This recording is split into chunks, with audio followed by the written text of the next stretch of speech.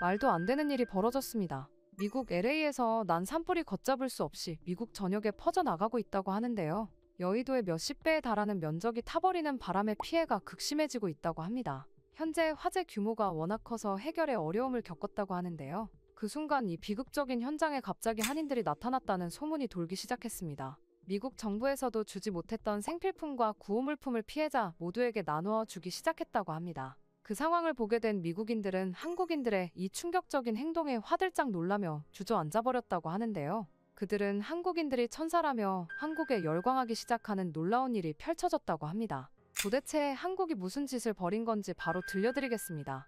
안녕하세요. 저는 미국 CNN 사회부 기자 엘리입니다. 사실 저는 한국을 정말 싫어했습니다. 일하다 만난 한국인 동료 지훈 씨 때문이었죠. 지훈을 처음 만난 건 첫 출근 날이었습니다. 처음에는 그저 일 욕심이 대단하고 커리어를 소중하게 생각하는 사람이라고 생각했어요. 하지만 시간이 흐를수록 그의 충격적인 만행들을 보게 되면서 그 사람이 너무나 무서워졌습니다. 어느 날 제 커리어에서 가장 중요한 기회가 찾아왔습니다. 영향력 있는 정치인과의 독점 인터뷰를 맡게 된 거였죠. 몇 주에 걸쳐 현장을 누비며 취재했고 마침내 핵심적인 독점 정보들을 확보할 수 있었어요. 하지만 기쁨도 잠시, 며칠 뒤 충격적인 소식을 접하게 되었습니다. 지훈이 제가 취재한 내용과 거의 동일한 기사를 먼저 제출했다는 사실이었죠. 그의 기사에는 제가 취재한 정치인과의 인터뷰 내용이 거의 그대로 담겨 있었고 세부적인 정보까지도 일치했습니다. 물론 지훈 씨는 그 기사가 우연의 일치라고 했지만 저는 그날 이후 한국인은 타인의 것을 베끼고서도 인정하지 않는 아주 몰상식한 사람들이라고 여기게 되었죠. 하지만 그날 보게 된 그 충격적인 광경으로 인해 모든 것은 180도 뒤바뀌게 되었습니다. 몇 달이나 지난 지금도 그날 있었던 일들이 생생합니다. 그날도 평소와 다름없이 CNN LA 지국에서 취재 회의가 있었습니다. 저는 막 시내에서 있었던 대규모 시위 현장을 취재하고 돌아와 기사를 작성하고 있었어요. 그때 갑자기 속보가 들어왔습니다. LA 북부 지역에서 대형 산불 발생, 강풍으로 인해 주거 지역으로 급속도로 확산 중. 처음에는 평소와 다름없는 LA 지역 산불 뉴스라고 생각했죠. 상사는 제게 산불이 점점 거세지고 있다며 당장 취재를 가라고 했습니다. 그래서 저는 별 생각 없이 카메라를 챙기기 시작했어요. 그러던 중 뉴스 화면에 비친 지역을 보는 순간 가슴이 덜컥 내려앉았습니다. 그곳은 제가 동생 제니와 함께 살고 있는 아파트가 있는 곳이었으니까요. 제니야, 전화 좀 받아. 오늘 아침 제니는 오늘 수업이 없는 날이라며 하루 종일 집에서 쉴 거라고 했었죠. 평소라면 금방 받았을 전화였는데 자꾸만 음성사서함으로 넘어갔어요. 불안한 마음에 회사를 뛰쳐나와 집으로 향했지만 이미 도로는 전면 통제된 상태였습니다. 죄송합니다. 더 이상 진입이 불가능합니다. 제 동생이 저 안에 있어요. 제발. 아무리 CNN 기자 신분증을 보여주며 애원해도 소용없었습니다. 멀리서 보이는 검은 연기 속에서 불길이 치솟고 있었어요. 그리고 그 순간 큰 폭발음과 함께 성광이 번쩍였습니다. 나중에 알게 된 사실이지만 그때가 우리 아파트의 가스관이 폭발한 시점이었죠. 저는 그 자리에서 몇 시간을 서 있었는지 모르겠습니다. 다리에 힘이 풀려 주저앉아 있는데 누군가 제 어깨를 두드렸어요. 브라운 씨, 죄송합니다만 그 순간 소방관의 표정만 봐도 알 수 있었습니다. 제니는 이미 이 세상 사람이 아니었어요. 아파트 20층에서 발견된 그녀의 마지막 모습은 노트북 앞에 앉아 업무를 하다가 갑작스러운 화재로 미처 빠져나오지 못한 채 뜨겁게 죽어갔습니다. 그 순간 이상하게도 어릴 때 바쁘다는 핑계로 제니를 놀아주지 않았던 날들이 생각나더라고요. 언니, 나 놀아줘. 저는 뉴욕의 중산층 가정에서 자랐어요. 아버지는 월스트리트의 금융인이었고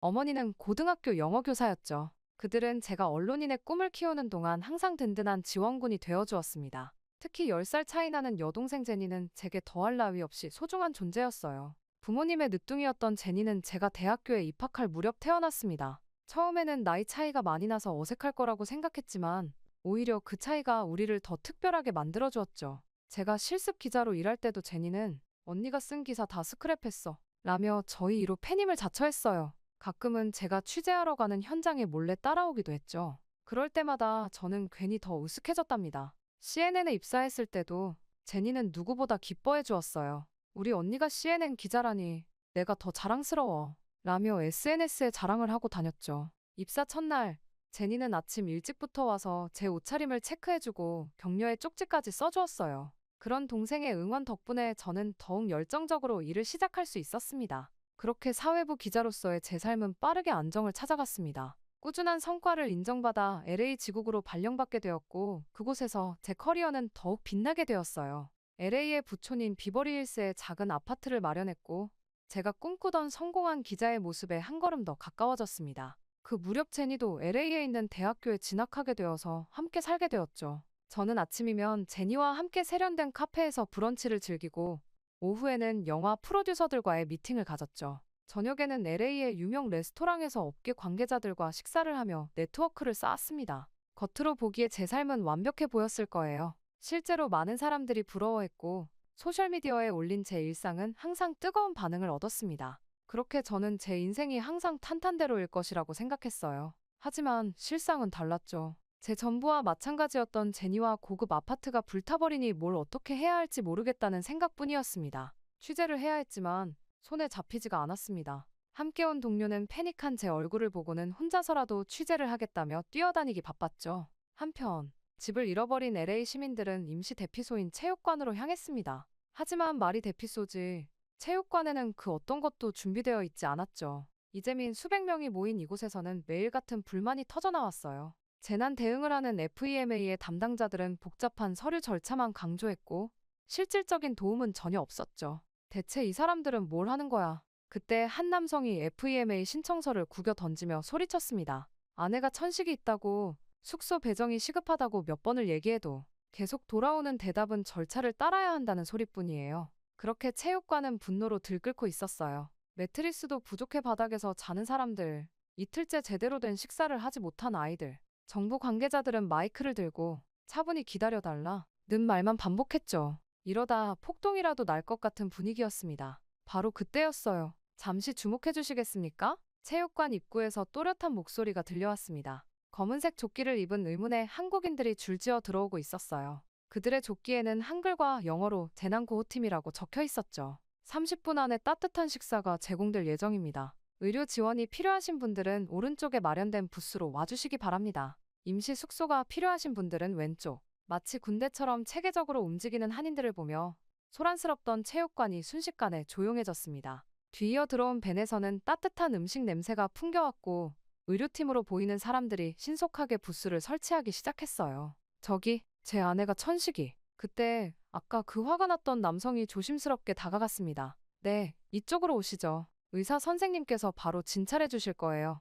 응급 약품도 준비되어 있습니다. 그때 그레이스라는 이름표를 단 40대 여성이 친절하게 안내했습니다. 처음에는 저도 의아했어요. 왜 하필 한인회가? 하지만 곧 제 편견이 얼마나 부끄러운 것이었는지 깨닫게 되었습니다. 그들의 지원 시스템은 그야말로 완벽했거든요. LA 전역의 한인 교회와 사찰이 네트워크로 연결되어 있었고 각 시설은 임시 거처이자 물품 보급소로 변신했습니다. 의사, 간호사, 약사로 구성된 의료지원팀이 24시간 상주했고 통역봉사자들은 언어의 장벽을 허물어 주었죠. 그 중에서도 가장 놀라웠던 건 그들의 헌신이었어요. 한인 자원봉사자들은 이미 임시 숙소와 일자리 연결까지 도와주고 있었습니다. 기부된 옷가지들은 크기별로 정리되어 있었고 아이들을 위한 임시 돌봄교실까지 운영되고 있었죠. 특히 그레이스는 마치 오래 준비해온 것처럼 체계적으로 일을 처리해 나갔습니다. 그녀의 지휘 아래 한인 봉사자들은 마치 하나의 유기체처럼 움직였어요. FEMA가 복잡한 서류 심사를 하는 동안 그들은 이미 실질적인 도움을 제공하고 있었습니다. 그렇게 며칠이 지나자 체육관의 분위기는 완전히 달라졌어요. 절망에 빠져있던 사람들의 얼굴에 조금씩 희망이 보이기 시작했고 한인 봉사자들을 보면 자연스럽게 미소를 짓게 되었죠. 이런 큰 도움을 왜 하시는 거예요? 제 질문에 그레이스는 잠시 생각하더니 말했습니다. 우리도 한때는 이방인이었으니까요. 누구보다 이 아픔을 잘 알아요. 그렇게 이야기를 들어보니 그들은 대가를 바라지 않았습니다. 오히려 더 도움이 필요한 곳이 없는지 살피며 묵묵히 자신들의 일을 해나갔어요. 이런 모습을 보며 제 안에 있던 편견들이 하나둘 깨져나가기 시작했습니다. 제니를 잃은 슬픔은 여전했지만 이 한인 봉사자들을 보며 처음으로 작은 위로를 받았어요. 그들의 헌신적인 모습은 마치 제니가 보여주었던 따뜻한 마음을 떠올리게 했으니까요. 또한 마음속 깊이 자리 잡고 있던 한인들에 대한 편견이 무너지기 시작한 건 그레이스와 더 많은 대화를 나누면서부터였습니다. 취재를 위해 그녀를 인터뷰하던 중 저는 그들의 이야기에 완전히 매료되고 말았어요. 저희 부모님은 LA 폭동 때 가게를 모두 잃으셨어요. 그때 많은 분들의 도움으로 다시 일어설 수 있었죠. 그래서 결심했어요. 우리도 도움이 필요한 이들을 위해 살아야겠다고. 그렇게 그레이스의 이야기는 계속 이어졌습니다.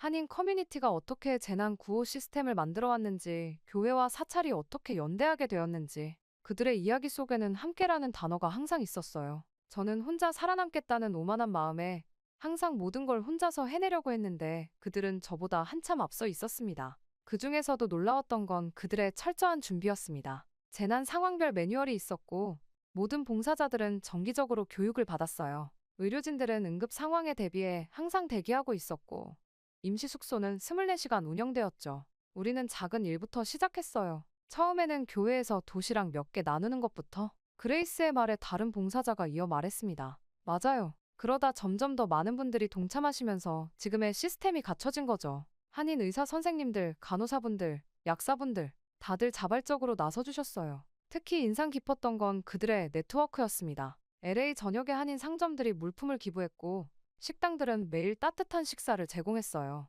한인 부동산 중개사들은 임시 거처를 연결해 주었고 변호사들은 무료 법률 상담을 해주었죠. 처음에는 우리끼리만 도왔어요. 하지만 점차 깨달았죠. 도움이 필요한 사람은 우리만이 아니라는 걸요. 이제는 인종에 관계없이 모든 이웃을 돕고 있습니다. 한 번은 제가 늦은 밤까지 취재를 하고 있었는데 한 할머니 봉사자가 다가왔어요. 아이고, 아가씨, 밥은 먹었어요? 여기 김치찌개 좀 먹어봐요. 그 순간 왈칵 눈물이 나더라고요. 제니가 생각났거든요. 제니도 항상 이렇게 저를 챙겨주곤 했었는데 그 시간 동안 봉사자들은 24시간을 세 교대로 나눠 일했습니다. 새벽에도 누군가는 항상 깨어있어 도움이 필요한 사람들을 맞이했죠. 놀라웠던 건 그들 대부분이 본업이 따로 있다는 거였어요. 낮에는 직장에서 일하고 밤에는 봉사를 하는 분들이었죠. 힘들지 않으세요? 라는 제 질문에 한 봉사자가 답했습니다. 물론 힘들죠. 하지만 우리가 안 하면 누가 하겠어요? 이게 바로 우리가 살아가는 방식이에요. 그들의 헌신을 보며 저는 많은 것을 깨달았습니다.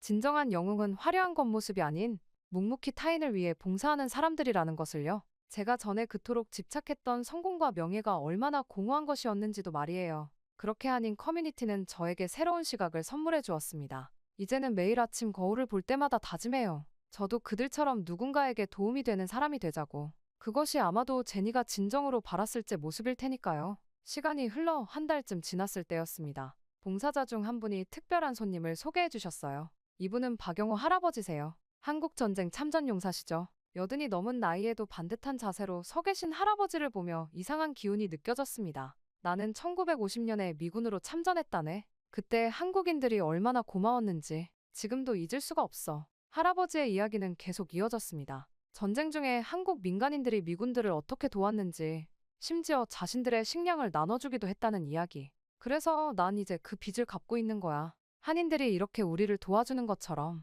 우리도 그들에게 받은 은혜를 잊지 말아야 해. 더 많은 참전용사들의 이야기를 들으며 저는 깊은 감동을 받았습니다. 그리고 본격적인 취재를 시작해야겠다는 생각이 들었습니다.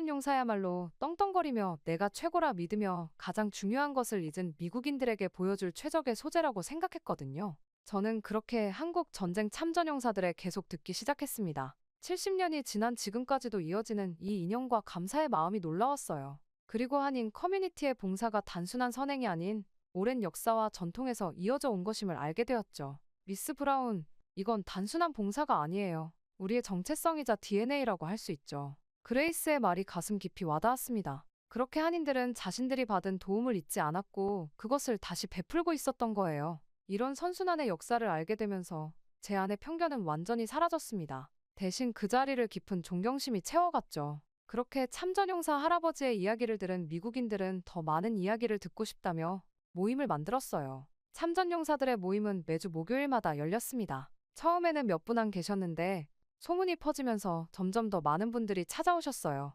백발이 성성한 노병들은 한인 봉사자들을 만나면 꼭 안아주셨고 한국말로 감사합니다를 연신되내셨죠. 특히 기억에 남는 건 존 밀러 할아버지의 이야기였습니다. 1951년 겨울 내가 부상을 당했을 때였지. 한국의 어느 시골 마을에서 주민들이 나를 숨겨주고 치료해줬어. 그들도 먹을 것이 부족했을 텐데 매일 죽이라도 끓여다 주셨지. 그때 맺은 인연으로 내 딸이 지금 한국어를 가르치고 있다네. 이런 이야기들이 하나둘 모이면서 저는 취재를 마쳤고 새로운 다큐멘터리를 기획하게 되었습니다. 잊혀진 영웅들의 귀환이라는 제목으로 한국전쟁 참전용사들과 아닌 커뮤니티의 인연을 다루기로 한 거죠. 우리가 받은 사랑을 돌려주는 거예요. 70년 전이나 지금이나 서로 돕는 건 같은 거 아닐까요? 그레이스의 이 말은 다큐멘터리의 핵심 메시지가 되었습니다. 그렇게 촬영을 하면서 더 많은 이야기들이 쏟아져 나왔어요. 전쟁 중에 한국 아이들을 입양한 참전용사들, 한국에서 평생을 살기로 한 퇴역군인들,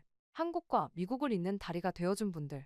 그들의 이야기는 마치 끝없이 이어지는 끈처럼 현재와 과거를 연결하고 있었습니다. 놀라웠던 건 이런 유대감이 단순히 과거의 기억으로 멈추지 않았다는 거예요. 참전용사들의 자녀, 손주들까지 한인 커뮤니티와 깊은 관계를 맺고 있었고 서로를 진정한 가족처럼 여기고 있었죠.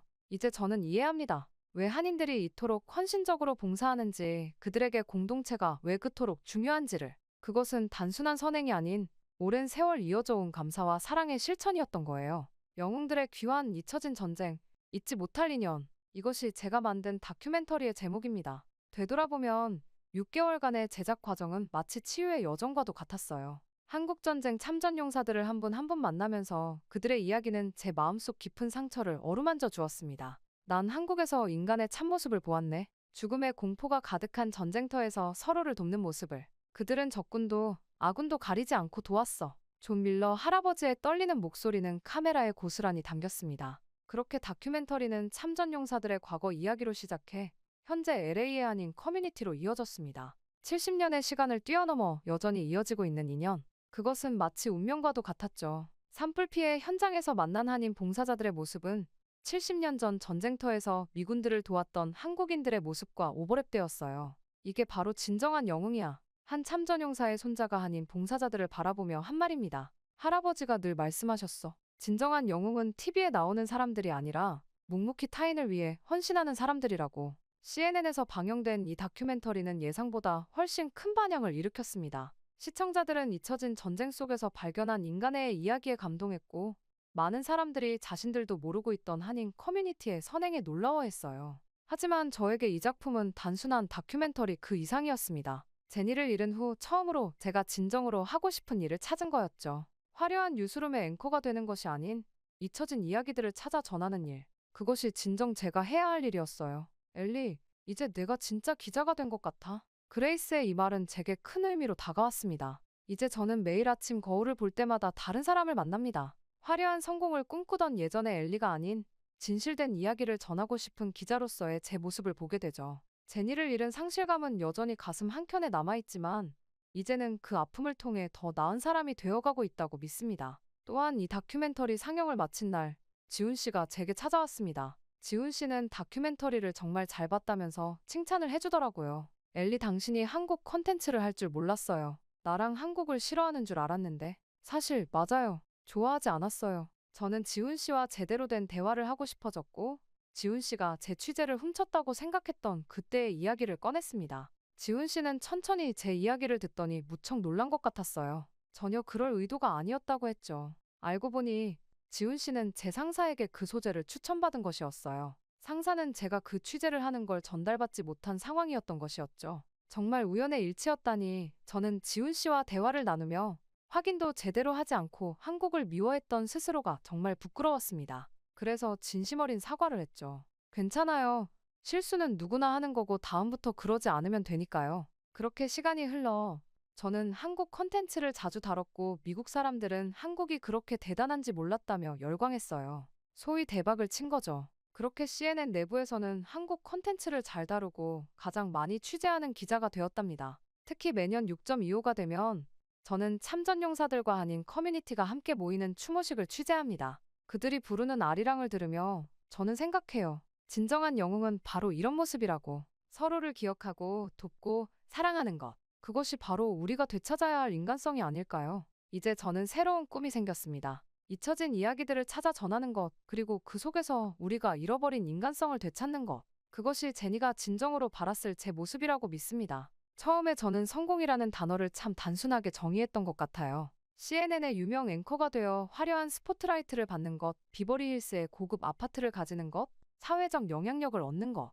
그것이 전부였죠. 하지만 제니를 잃고 한인 커뮤니티의 도움을 받으면서 많은 것이 달라졌습니다. 첫 번째로 깨달은 건 제가 얼마나 편협한 시각으로 세상을 바라보고 있었는지였어요. 지훈과의 갈등에서도 한인들을 볼 때도 저는 항상 제 관점에서만 판단했습니다. 하지만 이제는 알게 되었죠. 세상에는 제가 미쳐보지 못한 진실과 가치가 훨씬 더 많다는 것을. 두 번째는 진정한 영웅에 대한 정의였습니다. TV에 나오는 유명인이나 막대한 부를 가진 사람들이 아닌 묵묵히 타인을 위해 헌신하는 평범한 사람들. 그들이야말로 진정한 영웅이었죠. 화려한 스포트라이트 없이도 대가를 바라지 않고도 선한 영향력을 전하는 사람들이요. 세 번째로 깨달은 건 공동체의 힘이었습니다. 우리는 혼자 살아갈 수 없어요. 서로 돕고 의지하고 나누면서 진정한 삶의 의미를 찾을 수 있다는 걸 알게 되었습니다. 한인 커뮤니티가 보여준 그 놀라운 연대의식은 제게 큰 깨달음을 주었어요. 마지막으로 가장 중요한 깨달음은 진정성에 관한 것이었습니다.